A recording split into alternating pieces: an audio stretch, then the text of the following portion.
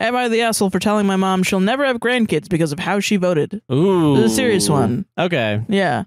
Important info, my parents and I, only child, live in a state with very restrictive reproductive health laws. In summer of 23, I, 30 female, came off birth control because of some pretty bad side effects. My spouse, 33 male, and I were always ambivalent about kids. We figured if it happened, it happened, and if not, parenthood just wasn't meant for us. Fast forward to the holidays of 23. When visiting my in-laws out of state, I was rushed to the ER, bleeding out internally with what turned out to be a ruptured ectopic pregnancy. Oh, shit. I underwent emergency surgery where they stopped the bleeding, but I did lose my right fallopian tube. Oh, my God. After this, I went back on birth control and had my doc do a full workup before my spouse and I decided next steps.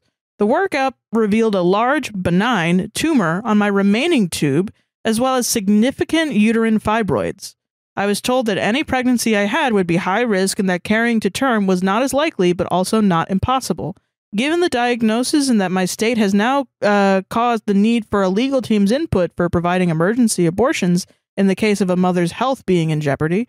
So that was a lot of words, but I'm going to say that again for everyone. Yeah, no, because this is fucking insane. Yeah, like... Given the diagnosis and that my state has now caused the need for a legal team's input for providing emergency abortions in the case of a mother's health being in jeopardy. So the doctor can't give an emergency abortion to a mother unless they get legal involved to see if it's even legal to do. See if it's possible. They have to approve it. Yeah. Legal has to approve it first.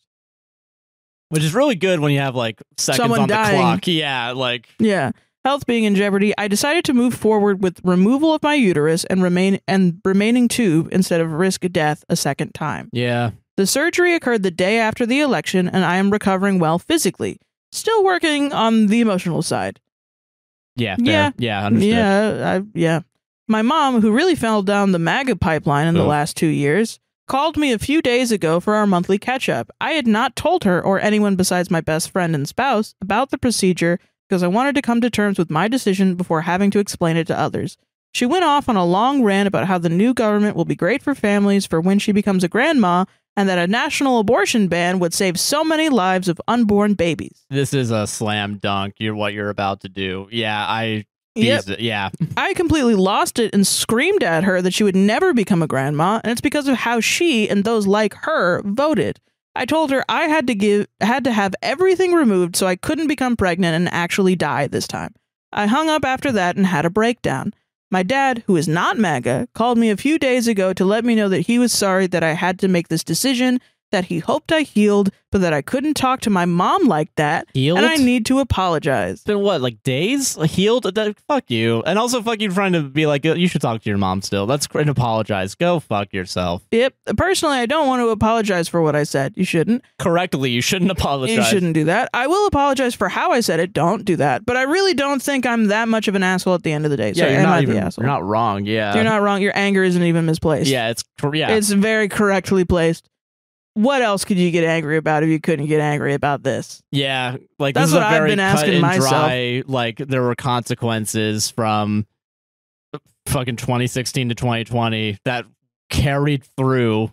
And even a lot of people I think are forgetting a lot of the politics. It was still hard, yeah. It was very hard. It laid the groundwork for this. Yeah, exactly. Yeah, true. You know, but yeah, no, fucking obviously not the asshole. You might be like, well, Sarah, this is not a discussion.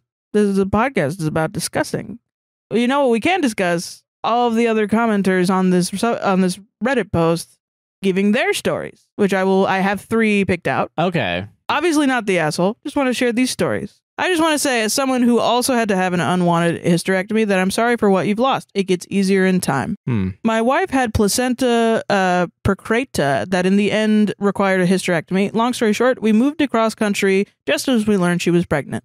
She had complications, and the religious hospital that we went to totally ignored, parentheses, lied, about how serious it was. We had to travel back to our original home state to receive the care we needed. Unfortunately, lost the pregnancy and ability to have additional children. Oh, fuck. And yes, we have those same parents, quote unquote, that voted against her right to be here today. We hardly talk to one and do not talk to another. Yeah. Even when your daughter and in-law goes through something that's scary, they shouldn't change their beliefs. Or they couldn't change their beliefs. Sorry, not shouldn't. As much as it may hurt, those types of people will never understand it. Move on. You'll be better off in the long run. Your sanity is more important than her hate. That's... Am I the asshole for refusing to give business to one of my close friends? No. Refusing. Yeah. No. Yeah, friendship and business. Yeah, I was like, they don't tricky, mix usually. you know? Hello, I've been listening to you guys for forever, and I love what you do. Thanks for being awesome. Now for my context. My friend is a waxing specialist, so she's great at what she does, and I've been going to her since she was working under a company.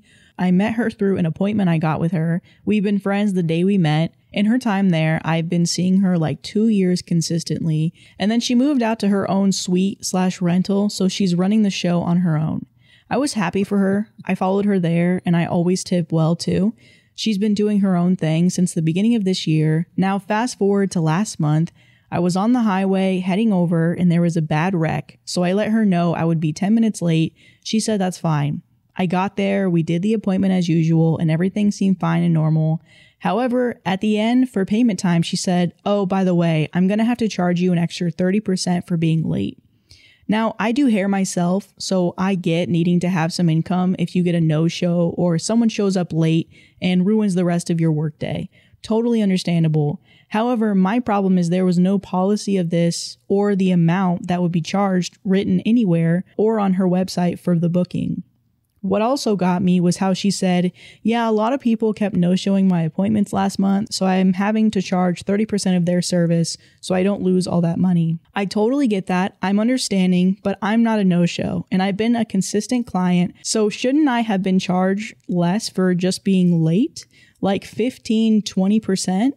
I just wish that I would have either gotten a warning for next time I was late, or it was clearly written somewhere or on the booking website she uses. It almost feels like she charged me more because she knew I wouldn't fight it, and that I've had that happen before myself. For me professionally, you should have an amount for a late fee and a no-show fee written for your booking, and it didn't show more than a no-show fee. I canceled my next appointment with her, and I have just gone back to the company that I used to go to so I can find a new wax person. I feel kind of bad, but honestly, I've given her free haircuts. I've never no-showed, and I'm rarely late. I'm worried about the rift in the friendship it might cause, but honestly, I wouldn't have done that to her if it was me. I would have treated it like a speeding ticket. Hey, you were late this time, and that's fine, but going forward, I need to charge X amount for a late fee. That would have been great, or just charge me 15 to 20%, but 30 seems ridiculous for me not being a no-show. Am I the Top comment, your thinking is very reasonable, especially since you gave her free haircuts in the past. And somebody else said, your friend kind of sucks for that. I'm sorry. I wouldn't continue to give her any business either. And if she asked, I'd explain why plainly, without accusation. I'd quit seeing any professional who arbitrarily charged me fees without it being agreed upon stipulation. That's hard, and a friend should be no different. If she complained, I'd ask her why she thought it was appropriate to do that to anyone, much less a friend. Right.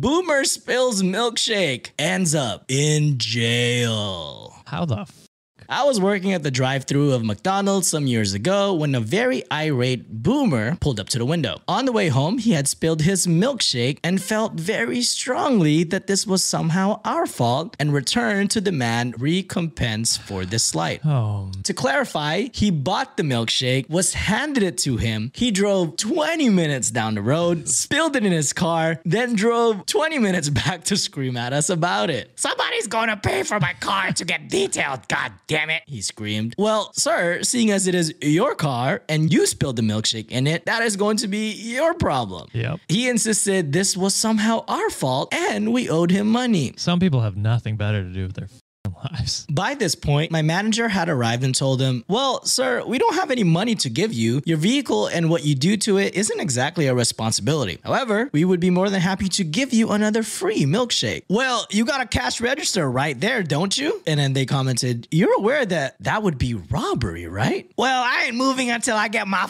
money. $100 right goddamn now. How'd you get a quote to detail your car so quickly? He then proceeded to do exactly that. So we called the cops. Once they arrived, he attempted to scream at them and started a physical altercation. He ended up being arrested. His vehicle was towed and impounded. I don't know what his charges were exactly. The cops didn't tell us, obviously. Probably just for the disturbances he created. But yeah, lol. I once witnessed a boomer escalate a spilled milkshake into jail time. That's insane. Driving 20 minutes to go home, spill it, and drive 20 minutes back. People need to start being ashamed of themselves again. Yes, if you I dropped agree. your own milkshake, that's on you.